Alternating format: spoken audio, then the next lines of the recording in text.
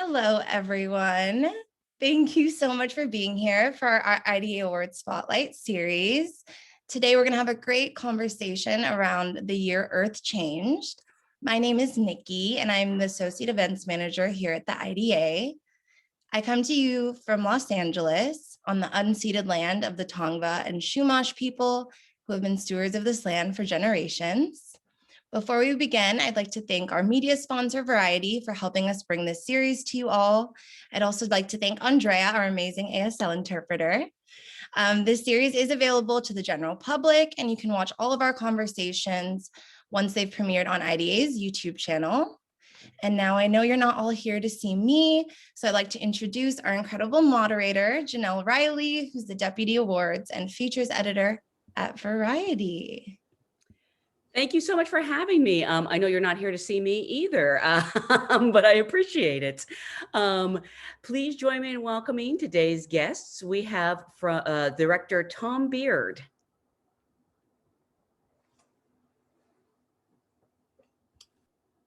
Hi there. Hi, thank you so much for being here.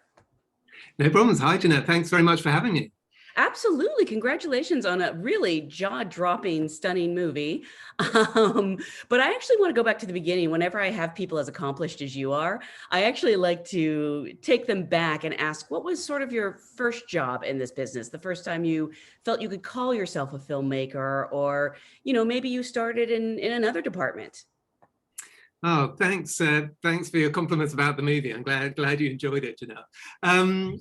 Yeah, so, wow, thinking back, 20 plus years now, I was really lucky early on. Everyone says this, I think, maybe in this industry, but I was lucky and I got a bit of a break from the BBC early on, out of university with a graduate trainee role. So I was really lucky with that. But I think then it was going on to sort of make some anthropological kind of films early on that really kind of formed my kind of approach to filmmaking, which is normally quite an observational approach. And I was lucky enough to get involved with some quite unusual anthropological projects, one of which we came to the States for, actually. It was a series called Meet the Natives, where we traveled with some guys from a remote Pacific island to do a kind of reverse anthropology project with them. They came to explore, in the first season, they came to explore the UK, and then 5 different guys from the same community came to the US. And that was a really fascinating way of kind of using filmmaking to turn some assumptions on their heads and look at our own cultures through very different eyes, and create a narrative with these 5 amazing guys who came over, where they were very much in the driving seat of the, of the editorial. So yeah, that's kind of where I cut my teeth, I guess. That sounds so cool. I feel like, you know how everything's getting rebooted? I would love to see that done again in modern days. Well, not that it was that long ago, but. Feels a while ago, but yeah, I think it's an interesting idea. It has to be done in the right way. I think, you know, it's very much turning the camera on ourselves and having respect for what people from other cultures think about us. And if that's done in the right way, I think it can be really perceptive. Interesting insights into who we are and what makes us tick, and holding the mirror up a bit, I guess. Absolutely. And that brings us obviously to the year Earth changed. We've obviously seen a lot and talked a lot about how the pandemic has affected things over the last year. But what interested you in discussing the positive effects it had on nature? Well, I think very early on in the pandemic and the lockdown, I mean, it was obvious it was going to be a pretty tough ride for humans. No one knew how tough, but at the same time, we thought, okay, what is going to be the response of the natural world? And there were some very early stories of certain animals being found in unusual spaces. We feature a couple of tiny clips in the film of the puma in Santiago that come into the suburbs of Santiago, or a hippo in a gas station in South Africa. And these things started bubbling up, and we thought, maybe, you know, there could be something in this, there may be not, but let's dig a bit deeper and find out what's really going on. So none of us really knew, how long lockdown was going to go on for, or actually how deep or positive nature's response was going to be. So, we went into it open-minded, and we thought, what we do know is this is unprecedented times. When else has humanity across a huge portion of the globe been forced to kind of dramatically alter their behavior and take a step back? Surely the natural world's going to respond to that. Wildlife is going to respond to that in some way. So it was a case of keeping our ear very close to the ground and starting to film where we heard of stories that might show something interesting. I'm actually curious about that because you said, I think a lot of times with documentary films, you don't know what the end product is going to be. You sort of start something, but there were times when we thought the pandemic would be over in 6 weeks. So I'm curious how often you might start a project and then it either becomes something completely else or it ends up not paying off. Yeah, that can certainly happen. And I think, as a director, you need to be open-minded about that. And particularly in observational documentary making, if the narrative develops, the story develops in a new way, things absolutely happen outside of your control. That is that's the definition of observational filmmaking. So I always find the best films come when you grab hold of that and you say, okay, let's rip up what we thought we were doing and let's follow this. And often that's where the stronger story lies. So the key to making the best film in those circumstances is being adaptable, being flexible, and rewriting in your head all the time, okay, where is this headed? How does this fit? What are the strands that bring it all together? So there was definitely that going on with this project. I think we were filming over a period of 7 or 8 months. So, things got more firm towards the end, but we were already editing by then as well. So it was a continual kind of thinking, okay, what do we have here? What gives the true shape to what's been going on over this year? And how do we encapsulate that in a hour-long film? You mentioned, wild animals showing up in unexpected places. And obviously in the film, we see the turtles getting to have the beach all to themselves. What were some of the other changes that you sort of saw immediately that let you know you were onto something? Yeah, well, I think very early on, we realized that, everyone was talking about, wow, we can hear birdsong suddenly, our cities fell silent. Well, actually, people started to realize they haven't fallen silent. There's this great sonic richness filling the space, and that's birdsong. And it was only when we started talking to scientists that we realized that not only is the birdsong filling that space, but the birds are actually changing their song as a result of the quietness. So the white-crowned sparrows was being studied near the Golden Gate Bridge, and they've been recorded for years and years and years. So there was a really good data set to compare their song to. And the scientists, the researchers that have been following them found that very quickly those birds had changed their song so that they were singing deeper notes within their song, because now they weren't in competition with the roar of the traffic from the bridge. So that, incredibly quickly, wildlife was adapting, and in a way that scientists didn't know, that nobody knew would happen, both the speed of the change and the kind of change that went on. So quickly we realized, there is something going on here, and we wanted to spread the net as widely as possible. We filmed across 5 continents, and we filmed at sea, and in the Serengeti, just outside cities. We try to give a real cross section within cities as well, with Sika deer in Japan that adapted amazingly during the lockdown as well. So yeah, I think it was about grabbing hold of that idea and just being really open-minded about the different ways that it could play out as different evidence came to the fore with wildlife around the world. And how did you get all that amazing footage? Because we are also in a pandemic. I'm guessing you weren't jumping on planes and going to all of these places with a camera.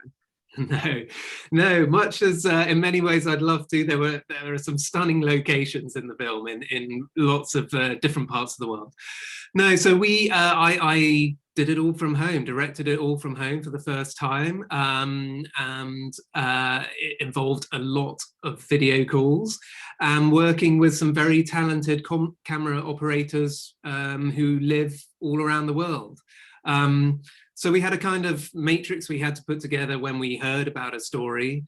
We had a big network of scientists that we were relying on and researchers around the world to talk to us about stories. And then we have with the BBC's Natural History Unit, an incredible network of camera operators that we know and have worked with all around the world. So by sort of drawing those pools of knowledge and expertise together, we could work out, okay, we've got a story here. We hear that capybara are exploring a suburb in Buenos Aires. Who do we know in Buenos Aires who can film and who can get there within the next couple of days? You know, so it was doing that kind of puzzle, and then building relationships with those camera operators over video calls, them sending me back shots, often in the middle of the night. There were time zone issues, obviously, my schedule was pretty 24/7 for a while. But yeah, working that global network, keeping in touch with everyone through video messaging and yeah, building the film that way. How specific would you get with these camera operators? Would you just tell them to go to the location, or were you like, use this lens, you know, get this shot? Or was it, I don't want to say free for all, because obviously it's very planned, but you know, did you give them some license? Yeah, no, it was a collaborative relationship with each of those camera operators, to be honest. And I think that was really interesting in itself. You know, when else do you get to work with 7, 8, 9 camera operators in different parts of the world simultaneously? Fascinating to learn off each other. So I would often learn from one camera operator something that was working really nicely and say, well, let's try that over on this shoot as well.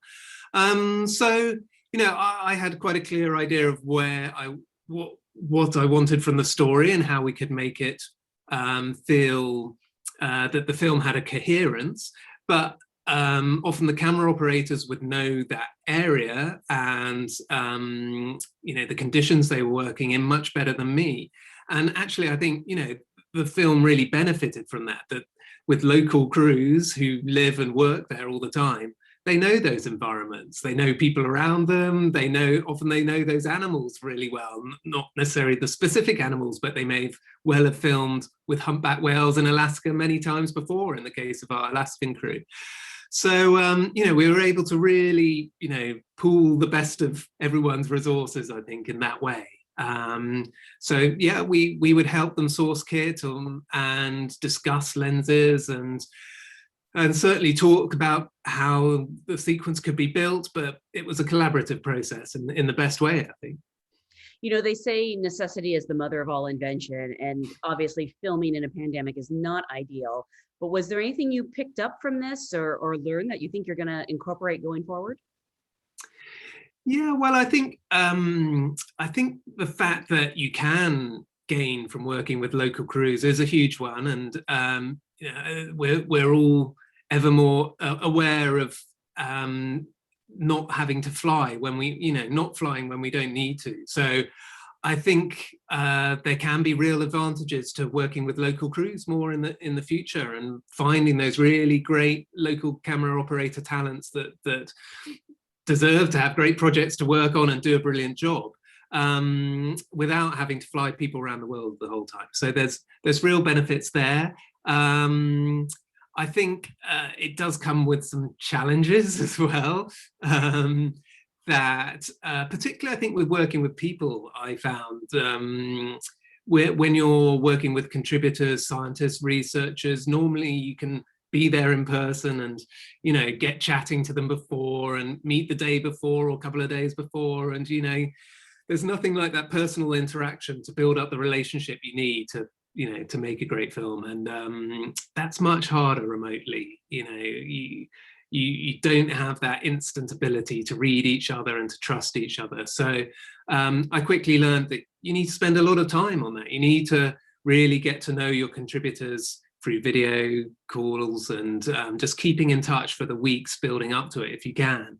And then, you know, really rely on your crew to carry on that relationship when they're there.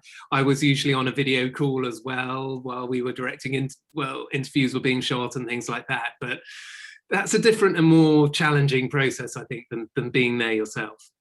You mean you would be on a video call with the videographer when they were out in the field?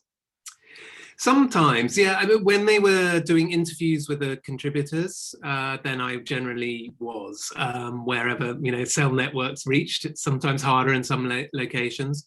But yeah, I think when we're working, most of our camera operators were very comfortable working with wildlife, and you can't be on a video call for days after days on days while they try and get those shots. So I would speak to every operator, you know, every day if the shoot was ongoing, and at the end of each day they would ping me over any key shots for the day, and then if they had the bandwidth they would start uploading proxies of the rushes at the end of the day as well.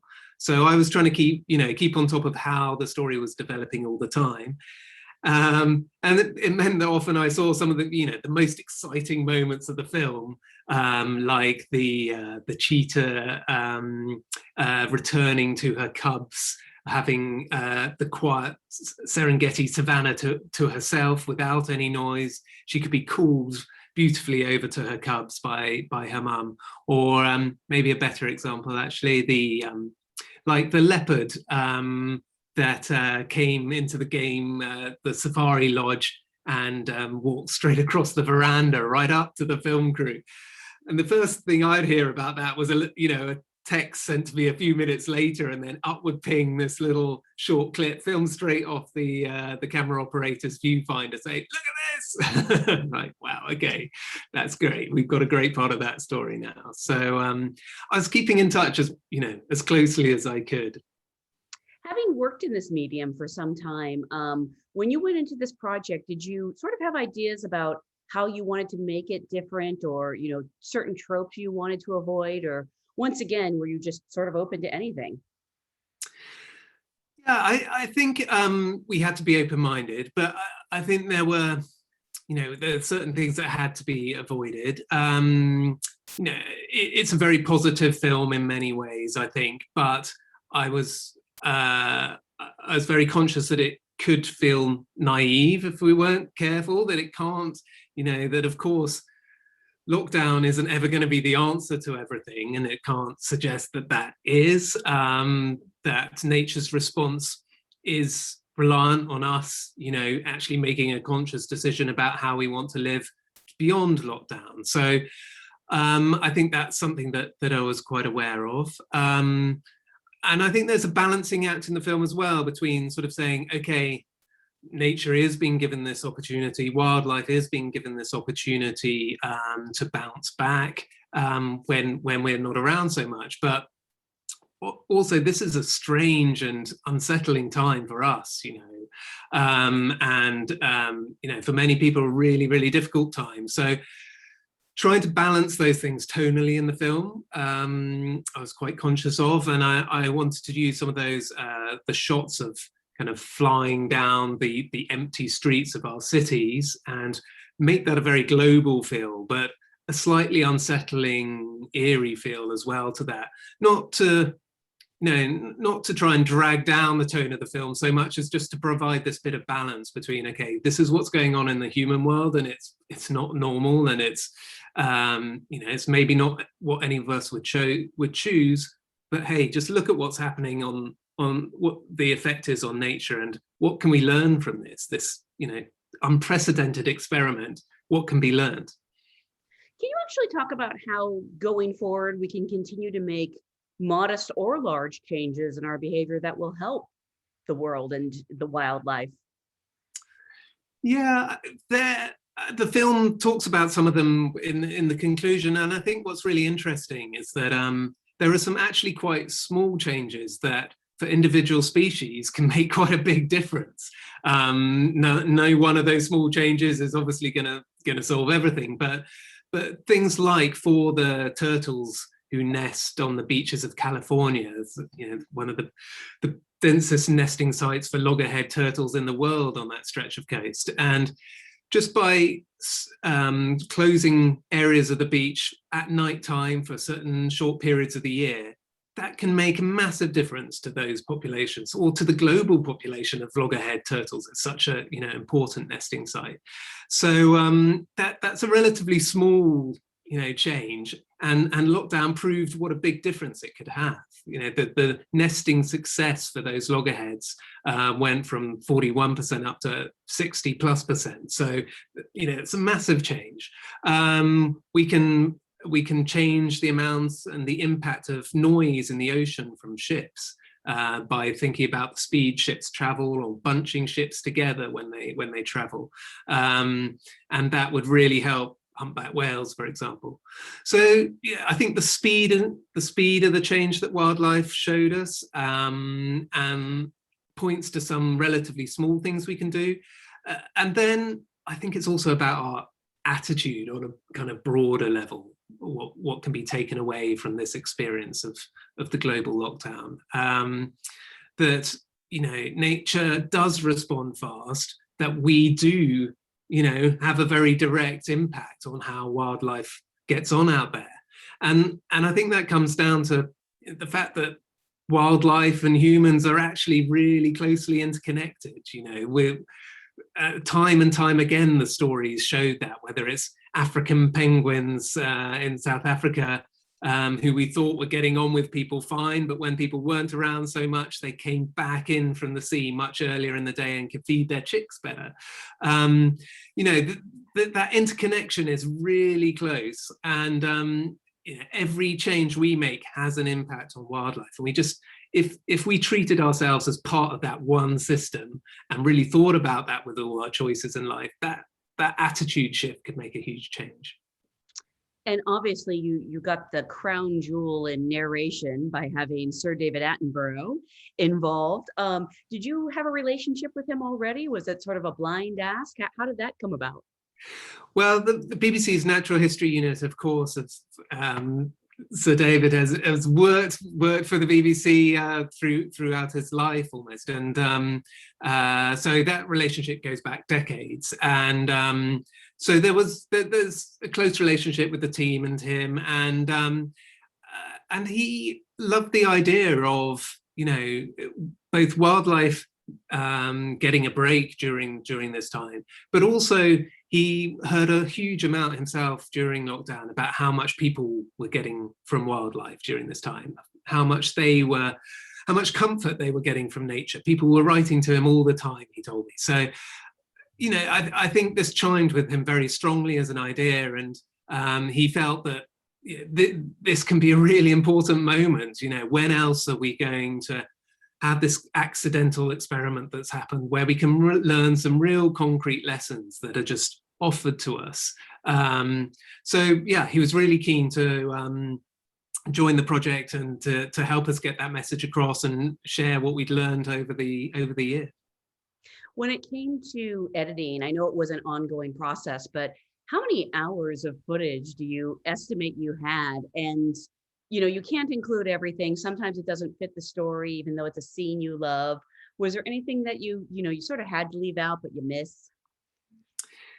Yeah, you don't want to know how much material we had. I mean, natural history films always, have a lot of material. They're some of the big blue chip natural history series take 4 or 5 years to film. So actually, our timescale was mega compressed compared to a lot of natural history projects. Yes, there were things that didn't quite make it, of course. But I think what was interesting about this is that we were comparing it often what happened during the year of lockdown to what happened before. So actually we draw on a huge amount of archive to show the before situation in the film, as you can tell if you watch it often, whether it's the sea Kadir in the streets of a city in Japan, where in order to understand how they live in the city when there are no people, first you have to understand that when there are people, they get fed by the 13 odd million tourists that visit this city and feed them with little bran biscuits. So, you know, we show that first, and then suddenly the people disappear. So now what happens? So that narrative arc, which repeats in different ways across the different stories, needs quite a bit of archive support from how things were before. So we have a lot of trawling of archive was a major part of the edit process as well. So yeah, with those two things, you know, we had 2 edit suites very, very busy, and archive researchers very busy, and we started editing well before the last shoots, actually. So you know, we were constantly fine-tuning as more material came in and working out exactly where the film was going to end up. I have to imagine to do this kind of work, you have to be very patient, because you can't direct animals, so to speak. But then also putting together, obviously, I think editing requires a lot of patience. How does it work? Is it's sort of a chicken and the egg question, where are you, you know, watching the wildlife? Are you waiting for something specific to happen? Or is it just letting things unfold naturally? Well, I think with this project, we had generally had a tip-off that, you know, something interesting was happening. Something we didn't always know if it was going to happen or not, but we kind of knew what we were hoping for, I guess, for most of them anyway. For example, the leopard in the lodge, we'd heard that leopard was starting to sniff around that tourist lodge and was starting to come along. So we quickly found there was a great crew right there, actually, near in that part of South Africa, and they got there very quickly and started filming. Others, we knew that scientists, you know, were very excited that the conditions had changed without people. The humpback whales in Southeast Alaska, for example, normally there are, you know, lots of cruise ships and other whale watching boats around the whales that are in that part of Alaska for the summer. But suddenly there were no ships there for the summer of 2020. So the scientists, before they even knew what was going to happen, were deeply fascinated to know. So, you know, that was a hunch that was worth backing for us. So yeah, there's a degree of patience, and there's a degree of, you know, just working really closely with the camera crew and with the scientists, and it's a kind of journey of discovery for ourselves, I guess, and yeah, making sure that we capture that right behavior once it's pinpointed is the crucial thing. I wanted to ask about the most challenging part of making this film, and I was going to say outside of the pandemic, you know, working in a pandemic, but I feel like you probably can't separate the two. Yeah, I think, of course, making any kind of film during the pandemic presented everyone with, you know, both challenges and opportunities, I think. Obviously, yeah, this film wouldn't have happened without the pandemic. So, you know, that is its reason for being. I think, you know, the biggest challenges were, yeah, just around having to respond very quickly, having to back some hunches of this seems like something could happen here. And yeah, just the remote directing aspect of the project. On the other hand, it did actually allow us to create this film in a remarkably short amount of time. The fact that I could be in one place and direct, you know, 10 shoots, not all simultaneously, they were spread about over time, but I would never have got around the world to do that, obviously. We could have had numerous directors doing it, but I think it allowed us to really overlap the research and the shooting and the edits periods, because we were actually concentrated kind of in one place, while all the material kind of flowed into us. So actually, you know, there was an upside to that. I'm just trying to imagine how messed up your sleep schedule was, because, you know, you're answering people from all over the world at different times. Yeah, it was pretty pretty challenging at times. I'd be, yeah, sitting up in my kitchen at 2 o'clock in the morning, waiting for the guys to finish filming the whales for the day in Alaska, and then getting on the phone to South Africa as soon as I was, had a little bit of sleep to set them up for the shoot for that day. And yeah, it was. Yeah, you got pretty weird rhythms going on. But hey, I was in lockdown here at home, so it was, in many ways, I was the lucky one. I got to kind of feed off all this wonderful stuff happening around the world. So my lockdown, yeah, felt pretty exciting, really. It is pretty unusual to, have the idea for a movie, shoot it, edit it, and get it out so quickly in the documentary world. I mean, do you think that's ever been done before, something like this? I'm sure it has across different genres, but I think for a natural history, quite high production value natural history film, as it is, I think it's it's not often done anyway, and it became clear why a lot of the time. I think if you're after specific behaviors for animals, you might have to try several times and get it, and it might only happen in a predetermined season, and then you have to go back for the next season. We didn't have any of those luxuries. Obviously, we had to go with our best hunches and find the story on the ground. But I think that brings a slightly different quality to the film as well. That it is, in some ways, a bit more observational, and it is about a period of shared history. It is, it's a documentary in that sense.